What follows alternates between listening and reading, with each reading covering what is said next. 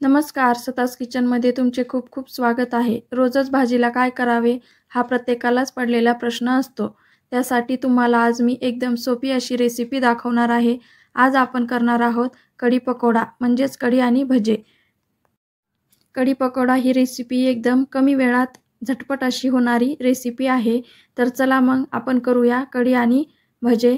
त्यासाठी मी पहिल्यांदा भज्याचं पीठ भिजवून घेणार आहे, म्हणजे आपली कढी होईपर्यंत आपलं पीठ छान मुरल्या जातं। तर चला मग आता 1 वाटी बेसन पीठ घेतलेले आहे आणि 1 बारीक चिरलेला कांदा घेतला आहे आणि थोडीशी कोथिंबीर घेतली आहे।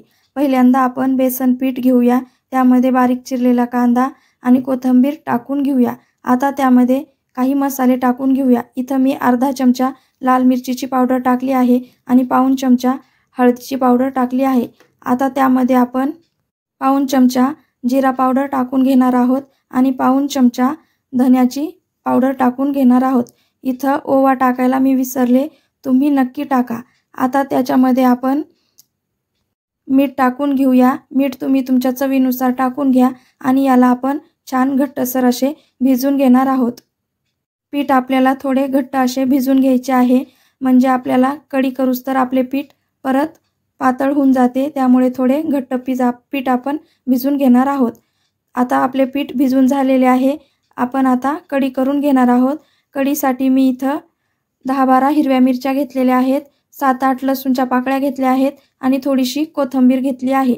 याला आपण मिक्सरमध्ये फिरून घेणार आहोत, म्हणजे त्याचं वाटण तयार करून घेणार आहोत। कढीसाठी इथं मी 1 वाटी दही घेतलेलं आहे।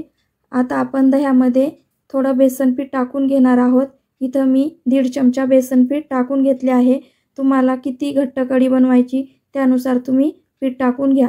आता आपण जे वाटण बनवले होते मिरची आणि लसूणचे, ते याच्यामध्ये घालून घेऊ आणि त्याला छान रवीने घोटून घेऊ। आपण त्याच्यामध्ये थोडे थोडे पाणी टाकून त्याला छान मिक्स करून घेणार आहोत, म्हणजे बेसन पिठाच्या सर्व गुठळ्या आपल्याला इथं मोडून घ्यायच्या आहेत। आता आपण फोडणीची तयारी करू। फोडणीसाठी मी एका कढईमध्ये 1 चमचा तेल गरम करून घेतले आहे। तेल गरम झाले की मी अर्धा चमचा मोहरी टाकली आहे। मोहरी छान तडतडली की त्यामध्ये अर्धा चमचा जिरं टाकून घ्यायचे आहे। जिरंही छान तडतडलं की आपण त्याच्यात थोडेसे 4-5 मेथीचे दाणे टाकून घेणार आहोत। मेथी टाकल्याने कढीला छान चव येते। आता आपण त्यामध्ये थोडासा कढीपत्ता टाकून घेऊ आणि इथं मी पाऊण चमचा हळद टाकून घेतली आहे। आता आपण जे दह्याचे मिश्रण केले होते ते टाकून घेऊया आणि कढीला छान हलवून घेऊया। कढीला छान मिक्स करून घेतले की त्यामध्ये आपण पाणी टाकून घेणार आहोत। तुम्हाला किती कढी बनवायची त्यानुसार पाणी तुम्ही टाकून घ्या। इथं आपण जास्त घट्ट अशी कढी नाही बनवायची, नाहीतर भजे टाकल्यावरती आणखीनच घट्ट होते, म्हणून थोडी पतली अशी कढी ठेवायची। आता आपली कढी छान उकळली आहे। कढी छान उकळली की त्यामध्ये आपण मीठ टाकून घेणार आहोत। इथं मी 1 चमचा मीठ टाकले आहे।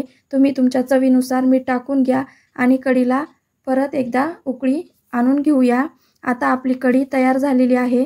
वरतून मी थोडीशी कोथिंबीर टाकते आणि कढीला उतरवून ठेवते। आता आपल्याला भजे तळून घ्यायचे आहेत। तुम्हाला माझी रेसिपी आवडली असेल तर व्हिडिओला लाईक करा, शेअर करा आणि आतापर्यंत तुम्ही माझ्या चॅनलला सबस्क्राईब केले नसेल तर कृपया सबस्क्राईब करा। अशा सोप्या सोप्या रेसिपीज बघण्यासाठी बेल आयकॉनवर क्लिक करा।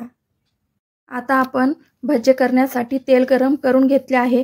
त्यातील 2 चमचे तेल आपण भज्याच्या पिठात टाकून घेणार आहोत, म्हणजे भजे छान फुलतात। आता आपण भजे करून घेऊया। तेल आपले तापलेले आहे। आपण हळूवारपणे असे भजे सोडून घ्यायचे आहे। तुम्ही चमच्यानेही भजे सोडू शकता। आता आपले भजे छान तळल्या गेले आहे। आपण ते काढून घेऊया। आपले सर्व भजे झालेले आहेत। आता आपण ते कढीमध्ये टाकून घेणार आहोत।